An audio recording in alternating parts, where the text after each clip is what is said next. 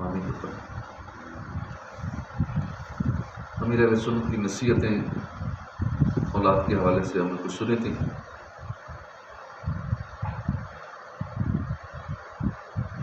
اولاد کو نیک بنانے کا جذبہ اچھا ہے، مگر کئی لوگ بچوں کو نیک بنانے کے لیے بہت زیادہ جذباتی ہو جاتے ہیں، اور اس جذبات میں آ کے بچوں کو مارنا، جھاڑنا، لتاڑنا، نہ جانے اور کیا کیا کر جاتے ہیں۔ بچے کو نیک بنانا ہی بنانا،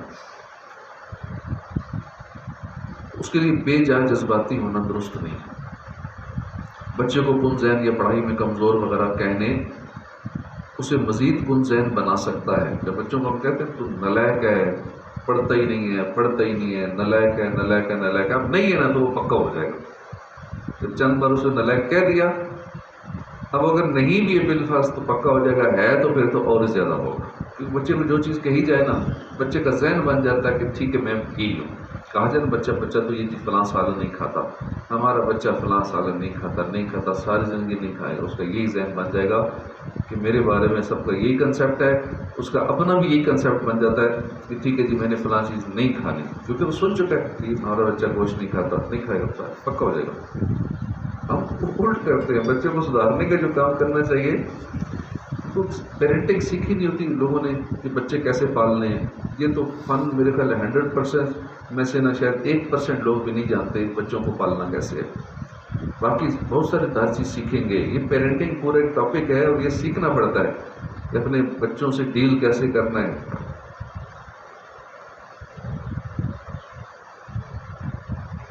تو کن ذہن کہتے رہنے سے وہ کن ذہن ہو جائے گا، اس لیے ایسا کہنے سے اجتناب کر دیجیے۔ اپنی اولاد کو بھی بلا ضرورت جھاڑنے اور دل آزاری کی اجازت نہیں ہے، شرعی طور پہ بھی اجازت نہیں ہے، بروز قیامت پکڑ ہو سکتی ہے۔ بے شک اپنے بچے ہیں، بتائیے کہ نہیں میرا بچہ ہے، میں جو مرضی کروں تھپڑ لگاؤں، اسے گالیاں تو جو مرضی کروں، ہمارے بچے ہیں، لیکن شریعت اجازت نہیں۔ ہمارے بچے بعد میں، پہلے اللہ کے بندے ہیں، حضور کے امتی ہیں، ہمارے بچے بعد میں، تو اس لیے جہاں تک شریعت اجازت دیتی ہے بس وہ کام کرنا ہے۔ بلا ضرورت جھاڑنے کی اجازت نہیں ہے، نہ ان کی دل آزاری کرنے کی اجازت ہے۔ نرم لہجے سے سمجھا کر اولاد سے کام لینا چاہیے، نرمی سے کام لینا چاہیے۔ اولاد کی اسلامی اصولوں کے مطابق تربیت کرنا اور قرآنی حکم پر عمل کرنا ضروری ہے۔ جو نابالغ بچے برداشت کر سکتے ہوں انہی روزے رکھوائے جائیں، اور اپنے بچوں کے دماغ میں یہ بات شروع سے بٹھا دیں کہ محمد صلی اللہ علیہ وآلہ وسلم اللہ کے آخری نبی۔ بچے کی سالگرہ، برتھ ڈے پر خوب گناہوں کا سلسلہ کیا جاتا ہے، فضول خرچیاں کی جاتی ہیں۔ ٹھیک ہے اگر برتھ ڈے کرنی ہے تو قرآن خوانی کی جائے، محفل نعت کی ترتیب بنائی جائے، میوزیکل پروگراموں، پھر مرد عورتوں کا اختلاط، تالیاں بجانے سے گریز کیا جائے کہ تالیاں بجانا منع ہے، گناہ ہے، یہاں تک کہ تالی سننا بھی منع ہے، یہ بھی گناہ ہے۔ صرف وہی کام کیا جائے جو اللہ کی رضا کا ہو۔ بچوں کو بھی کبھی کبھی مدنی برقع پہننا چاہیے تاکہ بڑی ہونے سے پہلے ہی پردے کا ذہن بن جائے۔ مدنی برقع وہ ہوتا ہے کہ جس میں پتہ ہی نہیں چلے کہ اندر بوڑھی ہے جوان ہے کون ہے، اس طرح وہ جو ہوتا ہے وہ پٹھانیوں نے پہلے دور کو کرتے ہیں، اندر پتہ نہیں لگتا کہ جو بھی عورت ہے وہ جوان ہے بوڑھی ہے کس طرح کی ہے، تو یوں برے لوگوں کی نظر سے بچ جاتی ہے۔ بچوں کی بھی دل جوئی کی جائے، دل جوئی کی ہر ایک کو ضرورت ہوتی ہے، بچوں کو، جوانوں کو، بوڑھوں کو، جس کی دل جوئی کرے گا اس کا دل خوش ہوگا، اور یہ ہر ایک کی ضرورت ہے۔ اولاد کے لیے نصیحتیں، یہ تو کی والدین کے لیے، اس کو پیرنٹنگ کہتے ہیں، جس کے لیے بڑے بڑے لیکچر سنے جاتے ہیں، یہ وہ چند ایک باتیں تھی۔ اولاد کے لیے نصیحتیں، سلیقہ مند اولاد اپنے والدین کے سامنے بلند آواز سے بات نہیں کرتی بلکہ ادب کرتی ہے، ان کے ہاتھ پاؤں چومتی ہے۔ جو اچھے بچے ہوتے ہیں، نیک اولاد ہوتی ہے، سلیقہ مند ہوتی ہے، وہ آواز بھی آہستہ رکھتی ہے والدین کے سامنے اور ادب بھی کرتی ہے، ان کے ہاتھ پاؤں بھی چومتی ہے۔ والدین سے خدمت لینے کی بجائے والدین کی خدمت کرنی چاہیے. ہم بوڑھے بھی ہو جاتے ہیں والدین، پھر بچے ان کا ذہن یہ بنا ہوتا ہے کہ والدین ہی ہماری خدمت کریں، ماں ہی ہمارے لیے کھانا بنائے، ماں یہ کرے، سارا دن کام وہی کرے، بس ساری زندگی وہ لگی رہی بیچاری، اب تو اسے آرام کرنے دو، اب تو خدمت کرنے کے دن ہم اس کی خدمت کریں. لیکن پھر بھی بیچاری مرتے دم تک ماں سے خدمت ہی کرواتے رہتے ہیں. ماں باپ کی قدر کیجیے، ان کا متبادل کوئی نہیں، والدین کا الٹرنیٹ کوئی نہیں ہے. جب یہ چلے جاتے ہیں نا پھر قدر ہوتی ہے کہ والدین کیا تھے، کیونکہ ان جیسا مخلص بے لوث پیار کرنے والے بغیر کسی شرط کے بچوں سے پیار کرتے ہیں. بچوں سے چاہے کچھ نہ ملے انہیں، بچے نہ کما کے دیں، بچے معذور ہوں، اب نارمل ہوں، لیکن والدین پھر بھی پیار کرتے ہیں ان سے. تنگ دستی کے اسباب میں سے یہ بھی ہے کہ ماں باپ کو نام لے کر پکارا جائے. جو بچے اپنے والدین کو تنگ کرتے ہیں، ستاتے ہیں، وہ تنگ دستی رہتے ہیں. یہ تمنا کرنا درست نہیں کہ میرے ماں باپ مجھے سب بہن بھائیوں سے زیادہ پیار کریں. کئی لوگ اس لیے والدین سے لڑتے ہیں کہ تم فلاں بھائی سے زیادہ کرتے ہو، میرے ساتھ کم کرتے ہو، فلاں بہن سے زیادہ کرتے ہو، میرے ساتھ کم پیار کرتے ہو. بس یہی جھگڑے گھروں میں رہتے ہیں. کیوں جی؟ وہ فلاں سے زیادہ کرتے ہیں، میری کوئی عزت نہیں ہے، مجھے ڈاؤن سمجھتے ہیں. بس سمجھتے رہیں، ان کی مرضی، زبردستی تھوڑی پیار کروانا ہے. والدین بس کوشش کی راضی رہیں، جس سے چاہیں زیادہ پیار کریں، جو چاہیں کریں، بس کسی طرح ہم سے راضی رہیں. ہو سکے تو والدین سے لکھوا لینا چاہیے کہ ہم ان سے راضی ہیں، اور وہی تحریر اپنے ساتھ قبر میں لے جائیں کہ چلو وہاں دکھا سکیں کہ میرے والدین مجھ سے راضی تھے. تو یہ ہر اولاد کو کرنا چاہیے، لیکن اس طرح لوگوں کی توجہ نہیں ہوتی. جب دنیا سے چلے جاتے ہیں پھر پچھتاتے ہیں، کاش کوئی تحریر لے لیتے، کوئی ثبوت لے لیتے. تو جب تک والدین زندہ ہوں تو اپنے والدین سے ایسا ثبوت پروف لے لینا چاہیے، اور زبردستی نہیں، دل خوش کر کے. ایسا نہیں گن پوائنٹ بھی لکھو تحریر، جیسا آج کل کرتے ہیں. پراپرٹی لینی ہو، کچھ کرنا ہو تو گن پوائنٹ بھی والدین سے سائن کروا لیتے ہیں، انگوٹھا لگوا لیتے ہیں. ٹھیک ہے، ایسے واقعات ہمارے معاشرے میں ہو رہے ہیں. البتہ یہ تمنا کر سکتے ہیں کہ مجھے پیار کریں. اس کے لیے ہر جائز کام کرنا چاہیے کہ والدین مجھ سے پیار کریں. اب اس کے لیے ان کی خدمت کرے، ان کو پیسہ دے، جو بھی کرے جائز طریقہ، سختی نہیں، جائز طریقہ.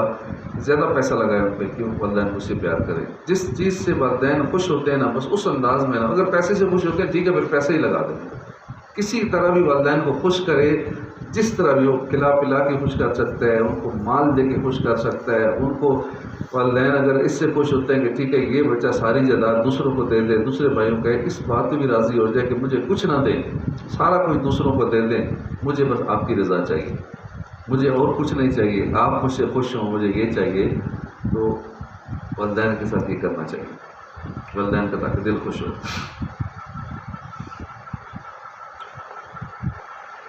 ماں باپ کو ستانا آخرت کے ساتھ ساتھ دنیا میں بھی نقصان کا باعث ہے. جیسا والدین کے ساتھ ہم کریں گے، ہماری اولاد بھی ہمارے ساتھ وہی کام کرے گی. اور تنگ دستی بھی ہے کہ جو والدین کا نافرمان ہوتا ہے دنیا میں بھی اسے سزا ملتی ہے، آخرت میں ملتی ہے. ماں باپ کی فرما برداری کرنا بھی ان کے احسانات کا شکریہ ادا کرنے کی ایک صورت ہے. ویسے تو ہم شکریہ ادا کر ہی نہیں سکتے والدین کا، لیکن پھر بھی ایک صورت بن جاتی ہے. ہم جتنی خدمت کریں، ان کے ساتھ اچھا کریں. بیٹا عالم ہو اور باپ غیر عالم، پھر بھی بیٹے پر اپنے باپ کا احترام لازم ہے. ورنہ بیٹا یہ سمجھے نہیں میں تو بہت بڑا عالم مفتی بن گیا ہوں، میں تو بہت بڑا اللہ کا ولی بن گیا ہوں، اس لیے ضرورت نہیں ہے، میرا والد تو ان پڑھ ہے.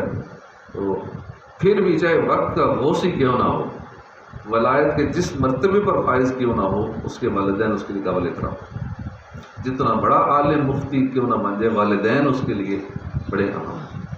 ان کا ادب اس پہ ضروری ہے، احترام لازمی. احترام کرے گا تو دونوں جہان میں سعید ہوگا، خوش نصیب ہوگا انشاءاللہ. اگر گھر میں کسی کی اختلفی ہوتی ہے، مثلا والدہ بیمار ہیں، ہماری خدمت کی حاجت مند ہیں، تو ایسی صورت میں ان کی خدمت کرنی ہوگی. یہ نہ کہ نہیں میں تو دین کی خدمت کرنی ہے، میں نے تو اللہ کی راہ میں قافلے میں جانا ہے، میں تو دین کے لیے وقف ہو گیا ہوں، ادھر سے والدین گھر میں مر رہے ہیں. اس کا کچھ نہیں، پہلے والدین کی کرنی ہوگی، بعد میں باقی کام. اگر گھر والے داڑھی رکھنے سے منع کریں تو اچھے انداز، اچھے کردار کے ساتھ آنسوؤں کے ذریعے منائیے، سختی سے نہیں منانا کہ ان سے دل آزاری ہو۔ جب آنسو پائیں گے ان کو ترس آ ہی جائے گا کہ بیٹا داڑھی رکھنا چاہتا ہے، ہم اسے تنگ کر رہے ہیں۔ ساس بہو کے لیے نصیحتیں، امیر حسن فرماتے کہ میں نے اپنی بیٹی کو مبالغہ نہ 100 مرتبہ کہا ہوگا کہ اپنے ساس سسر کی خدمت والدین سمجھ کر کرو۔ اسی طرح اپنی نواسیوں کو بھی کہتا رہتا ہوں کہ اپنے دادا دادی کی خوب خدمت کیا کرو۔ ہمارے ہاں الٹا سبق پڑھاتے ہیں، الٹی پٹی پڑھاتے ہیں، بالکل نہیں کرتے تم کو نوکر ہو، ملازم ہو کون کی بس۔ یعنی گھر بگاڑنے میں والدین کا بھی بڑا اہم کردار ہوتا ہے۔ لڑکی کے والدین اور اس کے بہن بھائیوں کا بڑا اہم کردار ہوتا ہے کہ ہم تمہارے ساتھ ہیں، کوئی مسئلہ جو دل کر دبا کے رکھو ان کو سسرال والوں کو۔ اور جب یہ ہوتا ہے تو وہ بھی شیئر ہو جاتی ہے، وہ بھی اگر لوگ کہتے ہیں میرے بھائی ہیں نا، دیکھو کچھ کیا تو میرے اتنے بھائی ہیں، میں یہ کر دوں گی وہ کر دوں گی۔ اب ڈرا دھمکا کے تھوڑی زندگی سکون سے گزرتی ہے۔ تو یہ اہم کردار لڑکی کی بہنوں کا، بھائیوں کا، والدین کا ہوتا ہے اس کے گھر کو آباد کرنے میں۔ ان کو چاہیے اب تجھے شادی کر دی اس گھر میں، اب وہاں سے تیرا جنازہ ہی نکلنا چاہیے، اب تم اسی گھر کی ہوگی، اب تم نے خدمت کرنی ہے ان کی۔ ساس اپنی بہو کو بیٹی سے زیادہ اہمیت دے تو گھر امن کا گہوارہ بن جائے گا، اور جو بہو ہے وہ اپنی ساس کو ماں کی طرح سمجھے۔ تو ماں بھی تو ڈانٹتی رہتی ہے، اس کی بھی تو سارا دن برداشت کرتے ہیں، تو ساس کی بھی برداشت کر لیں۔ اسلامی بہنیں جب میکے جائیں تو صلہ رحمی کی نیت کر لیں، یعنی رشتہ داروں کے ساتھ اچھے برتاؤ کی نیت کر لیں، اور میکے جا کر سسرال کی خامیاں اور سسرال آ کر میکی کی خوبیاں بیان نہ کریں، انشاءاللہ گھر امن کا گہوارہ ہو۔ لیکن ان چھوٹی چھوٹی چیزوں کا دھیان نہیں رکھا جاتا کہ جب اپنے گھر میں ہوتی ہیں تو اپنے والدین میکے والوں کی خوبیاں بیان کرتی ہیں کہ میرے والدین تو ایسے، تو میرے والدین کے گھر میں تو یہ اور ان کی تعریفیں کرنا یہ اس کے لیے نقصان دہ، یہ کام نہیں کرنا ہوتا۔ اسی طرح ادھر ماں باپ کے گھر جا کے ادھر والوں کی خامیاں بیان کرنی، یہ ایسے ہیں ایسے ہیں ایسے ہیں ایسے ہیں ایسے، یہ بھی درست نہیں ہے۔ دونوں خاندانوں میں نفرت والی فضا کریٹ ہو جائے گی۔ قبر و آخرت کے بارے میں نصیحت ہے، عقل مند آخرت کو ترجیح دیتا ہے اور اس کی برکات دنیا میں بھی پاتا ہے۔ قبرستان جاتے رہیے کہ اس سے عبرت حاصل ہوتی ہے۔ قبرستان عبرت کا مقام ہے۔ آخرت کے اعتبار سے قبر پہلی منزل ہے۔ ٹوٹی پھوٹی قبریں دیکھنے سے عبرت حاصل ہوتی ہے۔ دوران اذان کئی بار میرا یہ تصور بن جاتا ہے کہ گویا میں قبر میں ہوں اور میری قبر پہ اذان ہو رہی ہے۔ یہ دیکھ اللہ والوں کی سوچ ہوتی ہے، ہماری بھی سوچ اب سے یہ بن جائے، جب بھی ہم اذان کی آواز سنیں یہ تصور کریں کہ ہم قبر کے اندر ہیں اور اوپر قبر پہ اذان ہو رہی ہے۔ دنیا نہ کسی کے کام آئی ہے نہ آئے گی، اور نہ ہی دنیا قبر میں ساتھ جائے گی۔ یہ دنیا بے وفا ہے، جیسے سانسیں ٹوٹے گی سب کچھ یہی رہ جائے گا، اپنے بھی یہی چھوڑ جائیں گے، اکیلے قبر میں چھوڑ کے واپس چلے جائیں گے، کوئی پرسان حال نہیں، کوئی اپنا نہیں، سب چھوڑ دیں گے۔ ہمیں گھر کی روشنی کے ساتھ ساتھ قبر کی روشنی کی بھی فکر کرنی چاہیے۔ نئے گھر میں شفٹ ہوں تو اس وقت قبر میں شفٹ ہونے کو یاد کریں۔ افسوس آج کل غفلت کا دور ہے، خوف کی چیزیں مثلا بادلوں کا گرجنا، بجلی کا کڑکنا وغیرہ میں لوگ توبہ استغفار کی بجائے اچھل کود کرتے ہیں، لطف اٹھاتے ہیں۔ تیز آندھی یا شدید بارش وغیرہ کے مناظر سے لطف اندوز ہونے کی بجائے عبرت حاصل کرنی چاہیے۔ ہر بچے کی پیدائش کے ساتھ رخصت یعنی موت بھی کھڑی ہوتی ہے۔ موت کو یاد کرنے کے لیے کسی ایسی جگہ الموت لکھیے کہ آپ کی نظر پڑتی رہے۔ گھر کی مختلف جگہوں پہ نا الموت الموت الموت، جدھر نظر پڑے الموت، موت ہی نظر آئے، یہ ہونا چاہیے، اسے موت کی یاد رکھتے۔ میرے رسول کے یہ معمول ہے، آپ نے جگہ جگہ کتابوں پہ اور چیزوں پہ، گھر میں ادھر ادھر جہاں بھی نظر پڑنی ہے الموت یہ لکھا ہوتا ہے، اور اسے آپ کی خوف کیا آتا ہے۔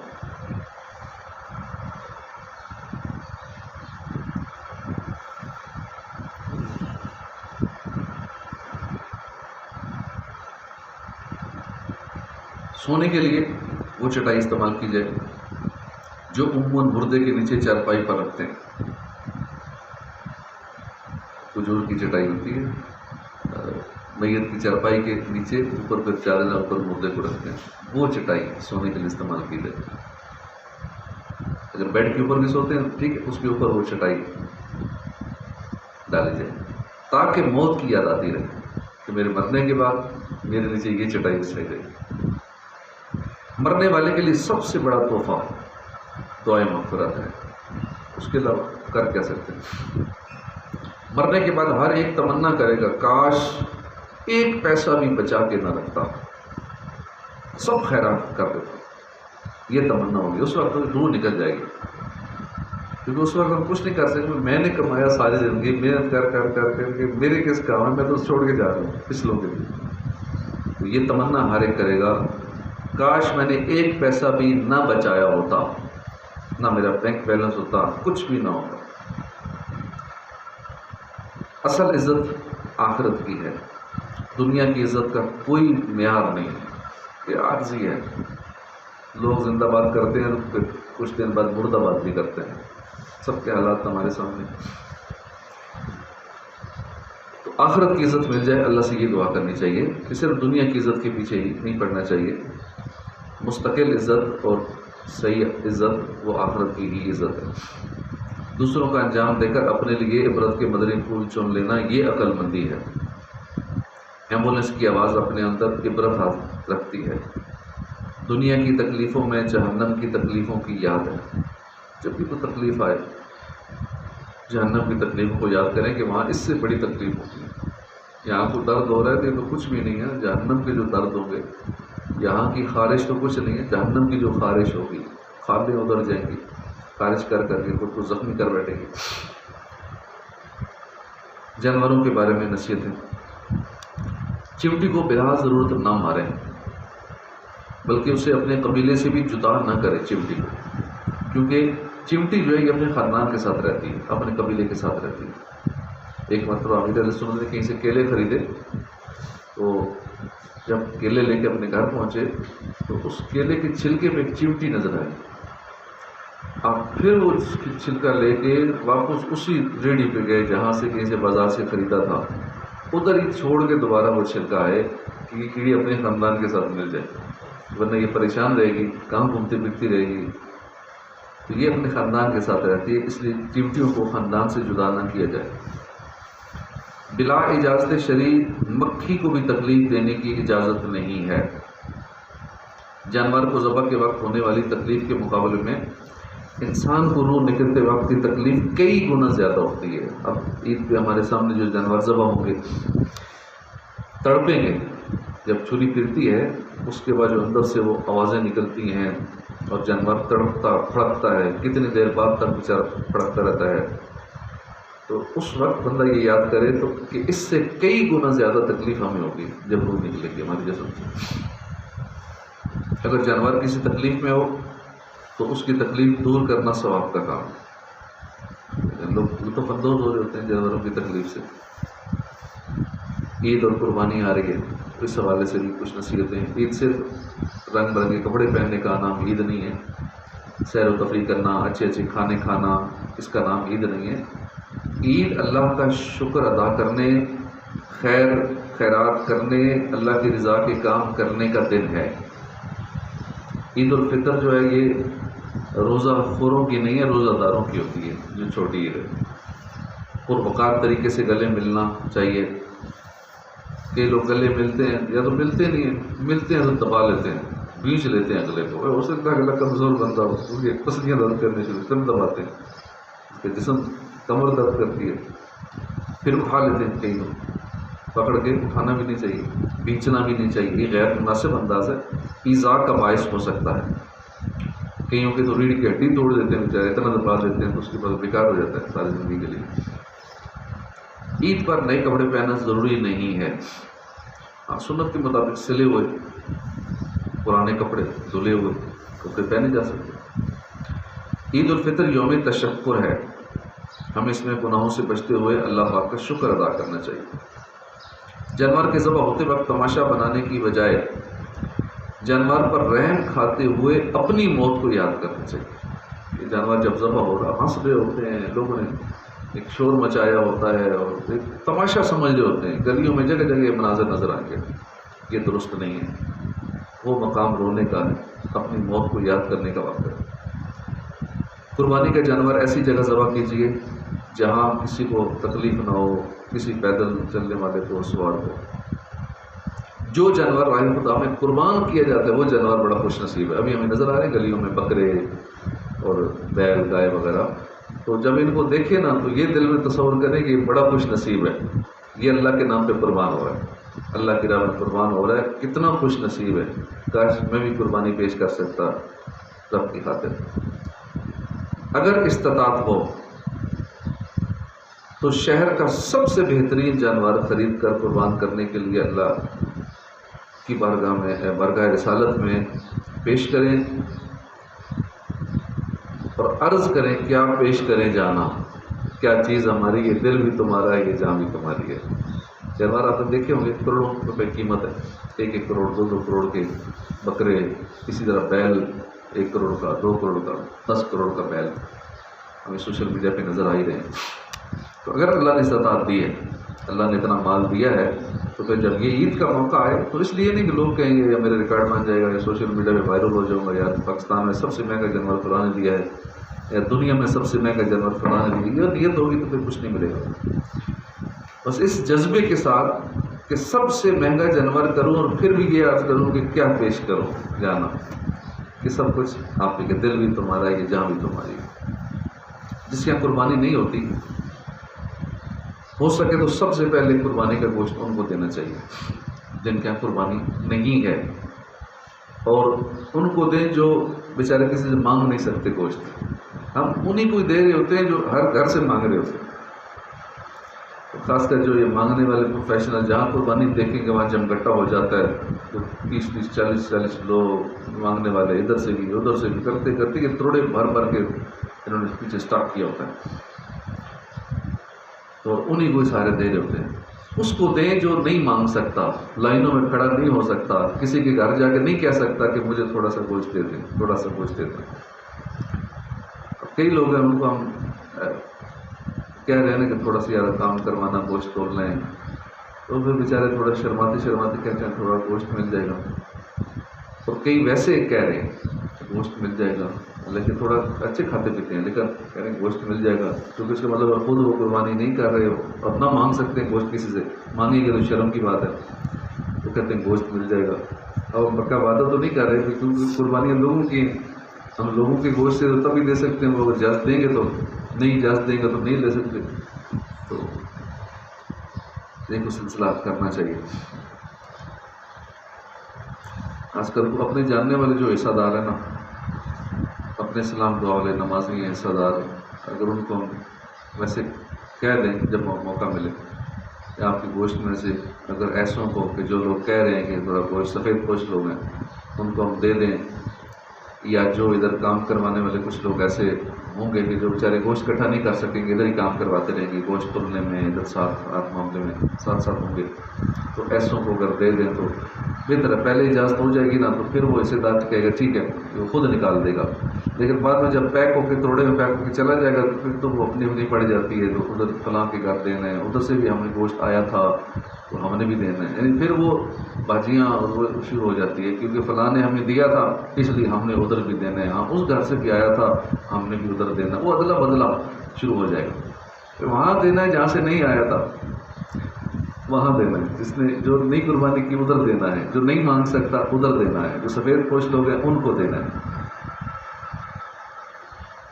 اگر کسی مانگنے والے کو گوشت نہیں دینا تو اس کو جھڑکیں بھی نہ, جھڑکنے کی بجائے اچھے انداز سے معذرت کر لینی چاہیے. جب پتہ ہو کہ یار یہ بندہ تو پروفیشنل مانگنے والا ہے, یہ تو ہر طرف سے گوشت مانگ رہے ہو, جب ہمارے گھر پہ مانگنے آ گیا تو اس کا مطلب ہے جگہ جگہ سے مانگ ہی رہا ہے, تو پھر ایسوں کو معذرت بھی کرنی ہے تو تھوڑے طریقے سے ادب سے, دل آزاری نہیں کرنی ایسے. صلی اللہ علیہ الحبیب صلی اللہ تعالی علی محمد صلی اللہ علیہ وآلہ وسلم.